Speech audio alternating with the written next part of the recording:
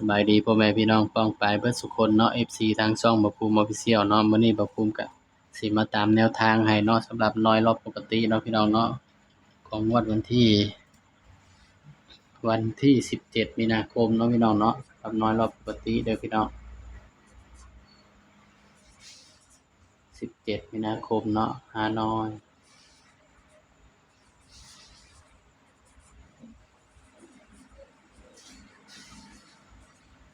น้อยปกติเด้อพี่น้องเด้อนี่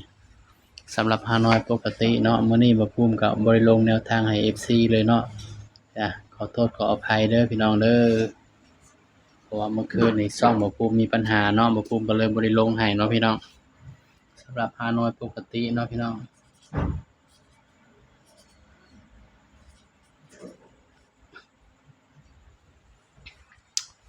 สำหรับตัวเด่นเนาะพี่น้องเนาะมันก็เด่นๆกับคือน้อยพิเศษพี่น้องเอ้ย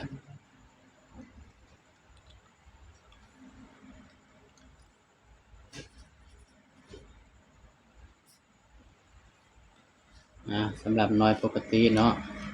เดี๋ยวบ่ภูมิก็ให้เด่นไปที่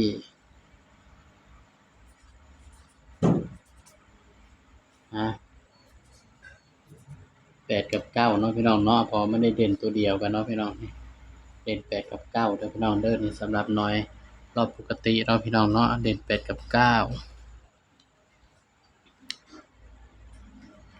เด่น8กับ9ก็มาจับคู่เนาะภูมิเลยพี่น้องเด่น8กับ9เนาะสำหรับน้อยรอบปกติเนาะจับคู่สิมีอยู่เด้อพี่น้อง80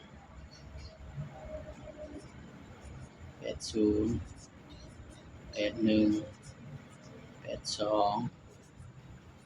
90 91 92นี่เนาะสำหรับน้อยรอบปกติเนาะพี่น้องเนาะภูมิก็ให้ส่ำนี้เด้อพี่น้องย้ำว่าตัวเลขก็เป็นเพียงแนวทางเนาะพี่น้องเนาะใครมักก็ตามเนาะพี่น้องเนาะบ่มักก็เลื่อนผ่านภูมิก็ให้เพื่อเป็นแนวทางเนาะพี่น้องสำหรับชุด3ตัวพี่น้อง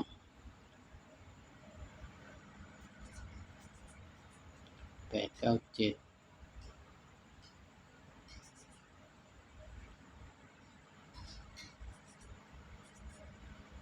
นี่คือชุด3ตัวเด้อพี่น้องเด้อ